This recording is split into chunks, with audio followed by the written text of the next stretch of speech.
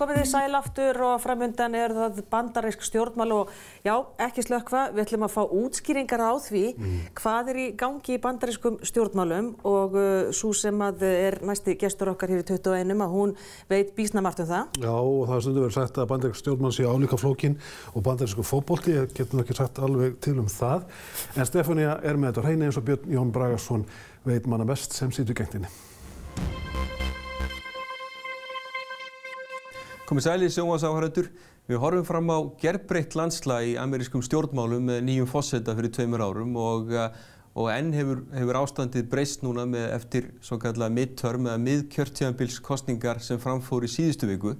Til að ræða nýjustu vendingar í amerískum stjórnmálum hef ég fengið til mín Stefaníu Óskarsdóttur, stjórnmálafræðing. Velkomin í þáttinn, Stefanía. Takk. Nú, þetta var ansi víðtækar kosningar. Það var verið að kjósa til fulltrúadeildar og hluta öldungadeildar og eins líka ríkisstjóra. Getur ekki sagt okkur aðeins frá því hvaða kosningar þetta voru sem voru í gangi í síðustu viku? Já, sko, bandaríska kerfið margt mjög áhugavert og það mjög mikið valddreifing í Bandaríkjunum. Að því leytinu til að þetta eru 50 ríki sem hvert sig hafa ríkisstjóra og þing og svo þetta alríkið sem hefur þing sem í 2 deildum og forseta og annað ár kosið alla fulltrúana sem sitja í fulltrúadeildinni en 1/3 af þeim sem sitja í öldungadeild alríkisins, það að segja Bandaríkjanna. Til 6 ára í senn í öldungadeildinni. Já, þannig að þeir sem sitja í fulltrúadeildinni fyrir Bandaríkjaþingi að þeir eru kosnir bara til 2 ára í senn og eru í stöðugt í kosningabaráttu. En öldungadeildarþingmenn sitja til 6 ára og geta kannski tekið sér svona smá hlé á milli frá kosningabaráttunni en enga síður eru menn stöðugt með augun á kjósendunum og næstu kosningum. Og svo verið að kjósa ríkisstjóra og það verið að kjósa þessa þingmenn inn á fylkisþingin og nánast all fylkisþingin eru með 2 deildir, öldungadeild og fulltrúadeildir. Þannig að það eru mörg þúsund manns í rauninni í boði á hverjum tíma og það líka verið að kjósa bæjarstjóra, dómara, skólanefndir og saksóknara og hvað eina. Þannig að þetta bandaríska kerfi mjög áhugavert í þessu samhengi. Og svo líka hitt að í mjög mörgum fylkjum í Bandaríkjunum að þá getur kjósendur komið á dagskrá málum sem hægt að kjósa sem sé svona beina kosningar tiltekið málefni sem eru þá haldnar á sama tíma og það verið að kjósa alla þingmenn eða ríkisstjóra eða hvað það sem eru að kjósa þennan tiltekna kjördag og við höfum séð undanförnum árum að mörg fylkir til dæmis búin að núna löglega kannabis í gegnum svona kosningar ýmis konar mál sem verið að kjósa og þannig að það getur verið ærisnúið verkefni fyrir kjósendur í Bandaríkjunum að setja sig inn í allt sem verið að kjósa þennan tiltekna dag sem 1. þriðjudagur í nóvember annað ár í rauninni. Af því að þetta margir frambjóðendur, mörg embætti og alls konar málefni. Og málið blandist undir hvort að fólk nennir hreinlega að koma að kjósa eða ekki og kjörsókn þegar það ekki forsetakosningar, hún hefur venjulegast verið tiltölulega dræm, kannski svona rétt rúmlega þriðjungur sem hefur næmt að koma eða haft tök á því að koma að kjósa. En núna var þú sagt að hefði verið bara ansi góð og lífleg kjörsókn á mörgum stöðum sem kannski vitnisburður svona ólguna sem í bandarískum stjórnmálum. Maður kannski líka velta upp hvort það séu mögulega hópar að kjósa sem eru kannski ekki vanir að kjósa líka og það kannski má líka sagt í sambandi við forsetakosningarnar fyrir 2 ára. Já, og að því að þetta annað sem áhugavert í Bandaríkjunum þegar þú þarft í raun að skráði sem kjósanda. Þú ert að hafa fyrir sjálfur að koma á kjörskrá og þegar þú skráði sem kjósanda þá gefur upp hvort þú ert stuðningsmaður repúblikana eða demókrata eða óháður. Þannig að opinber flokkskrá. Já, og þetta eru þá upplýsingar sem að kosningamistarar hafa aðgangað, svona grunnurinn að allir þeirra kosningastarfi, reyna að ná til kjósenda og hreyfa við þeim og sá sem í framboði fyrir repúblikana, hann auðvitað ná í repúblikana kjósendurnar og eins með demókratana og svo það nú þannig að oft tíðum fólk svona tiltölulega fast í trúnni og skiptir ekki mikið skoðun á milli kosninga en það þarna ákveðin stór hópur og hann fer vaxandi sem eru óháðir sem kosningameistarar, frambjóðendur, að reyna að ná til með öllu ráðum. Og það hverju þú tekst eiginlega ná að kjörstað er lykillinn að sko góðum árangri að reyna að keyra upp sem sé kjörsóknina. Það á við öllum kosningum alls staðar.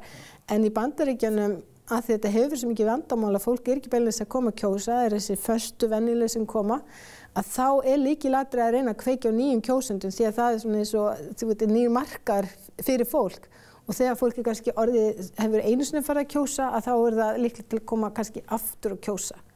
Já. En þarna í kringu þetta heilmikil, sem alltaf fræði að hreyfa við fólki og fá það að kjörstað. Og Trump var náttúrulega sérlega góður í því að koma sínu fólki á kjörstað. En demókratum þeim tókst líka ágætlega sem staðar að koma sínu fólki. Já. En nú var talað í aðdraganda því þingkosningana, það væri svona að gæfan væri demókrötum hliðhóll, það væri það sem að kalla blue wave, það væri bláa bylgjan, það er þeirra einkennislitur. Heldur að nú kannski rættist það ekki eins vel og þeir kannski byggust við? Sko, hann har margt í mörgu. Eitt sem við höfum séð á undanförnum árum það að skoðanakannanir. Þær virðast vera orðnar miklu ófullkomnari, svona mælitæki heldur en áður var. Þær eru út og suður, sko, þessar skoðanakannanir almennt séð. Og það þetta, einskýringin einmitt liggur í því, sko, hver eru líklegir kjósendur, hver eru líklegir til þess að koma. Og þessi sem að búa til skoðanakannanar, þeir þurfa að hafa módel sem að endurspegla þessa líklegu kjósendur. Og það virðist bara vera að þessi módel séu það ófullkomin að það sé ómikið skekkja að skoðanakannar gefi ekki rétt að mynda raun útkomu. Það kom til dæmis mjög mörgum óvart fyrir 2 árum að Trump skildi vinna að því að skoðanakannar hefði gefið annað til kynna. Eins með skoðanakannir núna að þær virtust gefa til kynna að það gæti jafnvel verið enn meiri sigur í vændum fyrir demókrata heldur en raunin var. En engu síður að þá uppskorið þeir alveg ágætlega, náðu meirihluta í fulltrúadeildinni, þessi demókratarnir. En repúblikönum tókst að halda í horfinu í öldungadeildinni, en það var þar ekki. Þar í rauninni þar var hópurinn sem var verið að kjósa 1/3 af þessum 100 sem mynda öldungadeildina og af þeim voru nokkuð stóra hópur sem þurfti að kjósa sem voru demókratar. Repúblikanar voru ekki svo mikið að koma í endurkjör og það voru þarna það var á einhverjum í 2 fylkjum þar sem að demókratum tókst ekki að verja sætin sín. Og það voru þá repúblikanar sem voru kosnir. Og það voru sem áhugaverð niðurstaða, en núna samt svolítið að huldu hversu, eða það smá spurningamerki varðandi niðurstöðu repúblikana í öldungadeildinni vegna þess að það var svo ofsalega mjótt á munu bæði í Flórida og líka í Arizona og á báðum stöðum verið að endurtelja. Og það virðist jafnvel vera í Arizona að þar sé kona sem demókrati að hún sé sigurvegari þó að það hafi litið þannig út á þriðjudaginn fyrir viku þegar var kosið að repúblikani hefðu unnið. Og í Flórida líka mjótt á munu. En við erum líka kannski að horfa upp á að kannski verða svolítið enn meiri polarisering í amerísku þjóðfélagi. Maður sér það líka eins og maður rýnir í þess að tölu til dreifingin á milli, að skiptingin á milli þéttbýlis og dreifbýlis. Og það er kannski gjáin á milli repúblikanaflokksins og demókrataflokksins að breikka ennþá meira. Já, þetta virðist vera eins og nærri 2 heimar í Bandaríkjunum. Ef maður lítur á landakort á Bandaríkjunum, þá gæti maður nánast sagt að það væri allt blátt. Blátt litur repúblikana og nei, fyrir ekki, ég rugla. Þetta snúið við það sem við erum sem vön að tengja rautt við vinstri, en rautt litur repúblikana og blátt litur demókrata.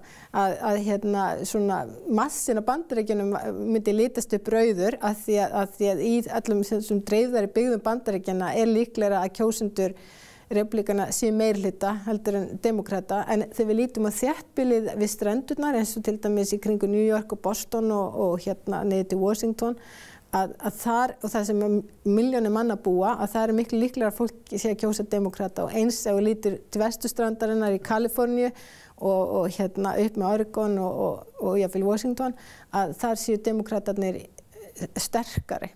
Já. Þannig að þetta mjög svona skipt og eins og tveir heimar sem liti takast á.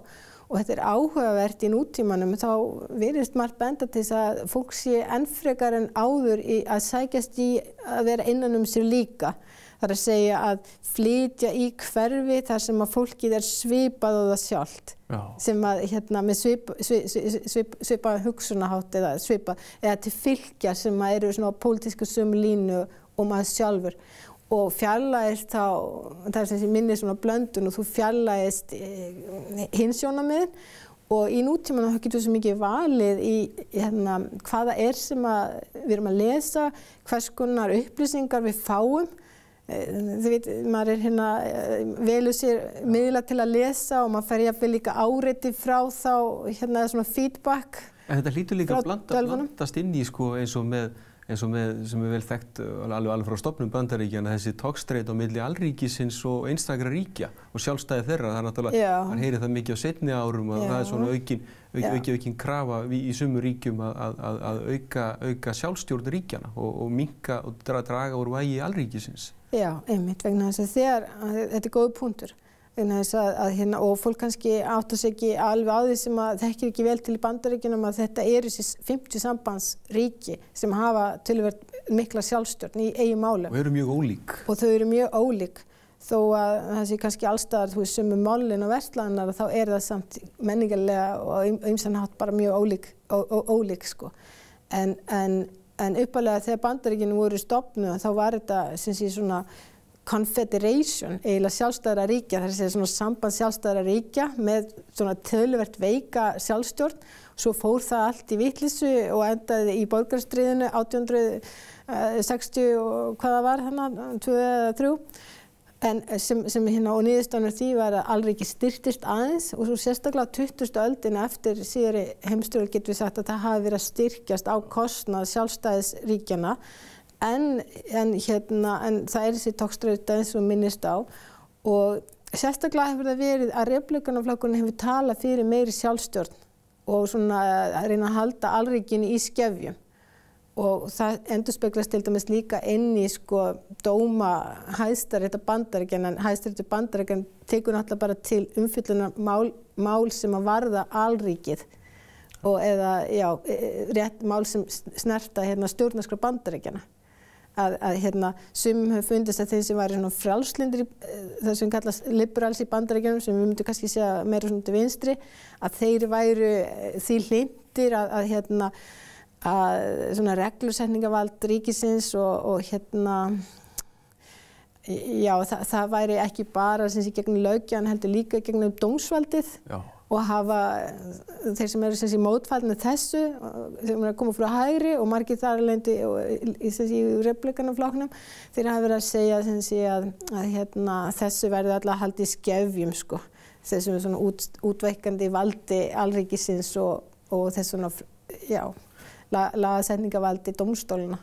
En hún velti maður líka fyrir sig afleiðingur af þessum kosningu núna að demókratar komnir í meirihluta aftur í fulltrúadeildinni. Þeir geta náttúrulega stöðvað ýmis mál forsetans og hvernig heldur og svo líka spurning hver verður forseti, það líka fulltrúadeildarinn og talað Nancy Pelosi.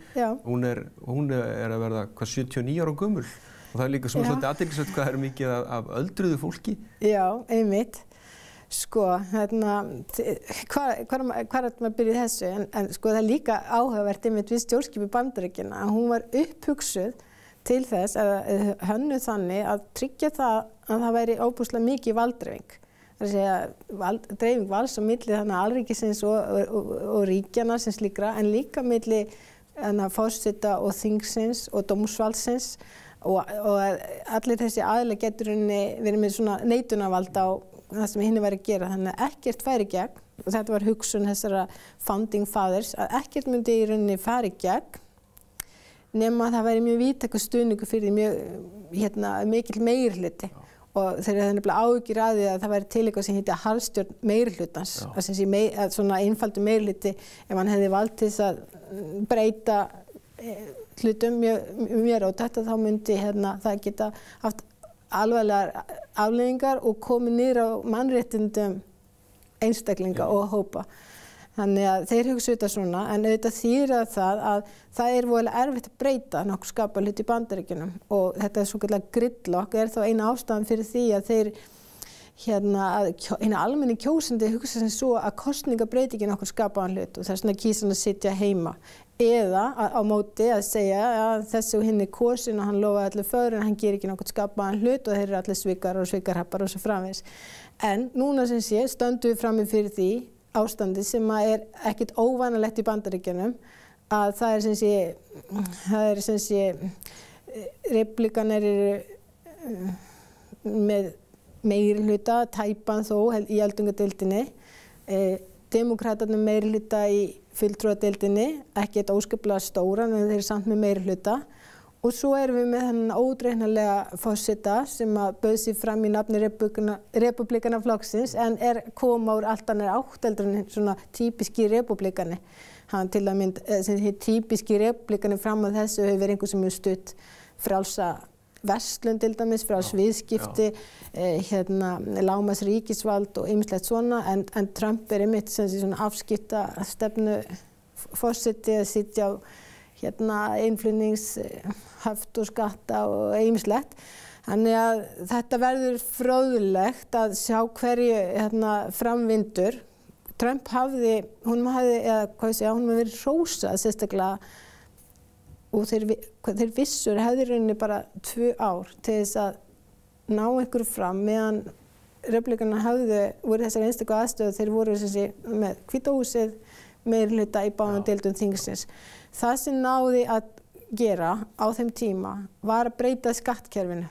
En þeir náðu ekki að breyta svokallaða Obamacare, heilsutryggingakerfinu, af því það voru ofskiptar skoðanir og líka með republikana. Þetta þótti stór sigur að geta breytt skattkerfinu einhverju leyti, meðal annars lækka skatt á fyrirtæki og lækka tekjuskatt einhverju leyti og einfellt á einhvern hátt. Af því að það er rauninni svo óvanlegt í Bandaríkjunum að koma einhverju viðtöku í gegn. Við getum bent á Obama sín tíma tókst reyndar að koma þessu Obamacare í gegn. En það var eftir, það tók langan tíma. Þannig að við erum að sjá fram á tíma í Bandaríkjunum sem eru sjálfur sér ekkert kannski svo óvenjulegir, sem eru sem sé þessir að það eru ólíkir hópar sem ráða og þeir eru að reyna að koma málum í gegn en það eru hópar sem eru að stoppa. Þannig að eina leiðin eru málamiðlanir sem að mörgum kann þá kannski ekki að líka við og kalla það svik í stjórnmálum. En ef við veltum með þessu upp, sko, nú þetta demókratar eru farnir að velta fyrir sér mögulegum forsetaefni sem geti velt Trump úr sessi eftir 2 ár og kannski ljósi sögunar og þá kannski er forsetaefni ekkert komið fram á þessum tíma svona löngu fyrir kosningar. En hverju myndur þið samt spá það? Því nú heyrum við svo mörg nöfn nefnd og það er bæði fólk úr svona flokkseiganda félögum demókrataflokksins og svo líka fólk sem er svona annar staðar að og heldur að þeir muni reyna að stilla upp einhverju mótvegi eða sko í þeim skilningi einhver sko að náttúrulega Trump er svo ófyrirleitinn í umræðum, munu þeir finna einhvern frambjóðanda sem er jafn óvæginn sem dæmið, hvað heldur með það? Já, þetta er önnur áhugaverð spurningin og þá er rétt að hafa í huga að sko það er kannski engin þeir sem að finna að því að flokkarnir, þessi bandarísku flokkar, þeir eru svo óbúslega dreifstýrðir og rauninni veikir og eins og þetta virkar þá er það þannig að fólk býður sig fram í þessar forkostningar sem við þekkjum þetta sem prófkjör og sá sem þetta er duglegur að safna atkvæðunum í krafti þess að vera þekktur, að vera mælskur og hafa einhver áhugaverð mál og svona áhugaverða sögu og svo þetta peninga á baku til þess að koma sér á framfæri að hann nær að vinna útnefninguna og ef við lítum tilbaka til síðustu forsetakosninga að þá var það svo ótrúlegt að sá sem vann hjá republikunum var Donald Trump sem var einn af 13 sem uppalega buðu sig fram og margir töldu að nætti engan séns. En meðal annars að því að hann hafði í rauninni ekkert endilega verið í republikanu en hann vann og nú stýrir hann republikanu á flokknum. En frumkvæði kemur frá þessum einstaklingum. Hvaða einstaklingar eru þetta? Nú er orðin eftirspurn í fjölmiðlum í Bandaríkjunum að vita hverjir hafa áhuga, hverjir eru búin að vera undirbúið í jarðveginn og það er ýmsir aðilar.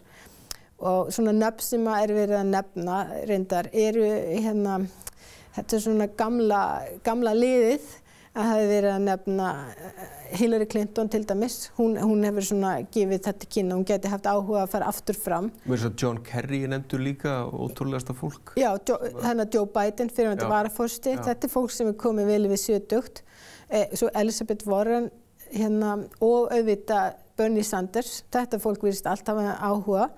Svo hef ég það er kannski rétt að geta þess að þeir sem hafa hingað til verið kosnir forsetar, þeir hafa fyrir utan Donald Trump og einhverju kannski fyrir langa löngu, þeir hafa verið ríkisstjórar, að komið þá reynslu að hafa ríkisstjórar eða þeir hafa verið öldungadeildarþingmenn með töluverða reynslu. Obama var öldungadeildarþingmaður en með litla reynslu, hann var búin að sitja eitt kjörtímabil þegar hann var kosinn forseti. Clinton ríkisstjóri? Já, Arkansas, George W. Bush í Texas og svona. Og nú heyrir maður sem eru að kíkja svona í kringu sig á demokratum hvaða ríkisstjóri er svona flottu gæi eða kona mögulega. Við verðum eiginlega bara að binda enda hérna þegar tíminn er hlaupinn frá okkur. Og það verður spennandi að sjá hver verður lítið það útnefningu það þar að kemur. Takk kærlega fyrir spjallið, Stefanía. Takk.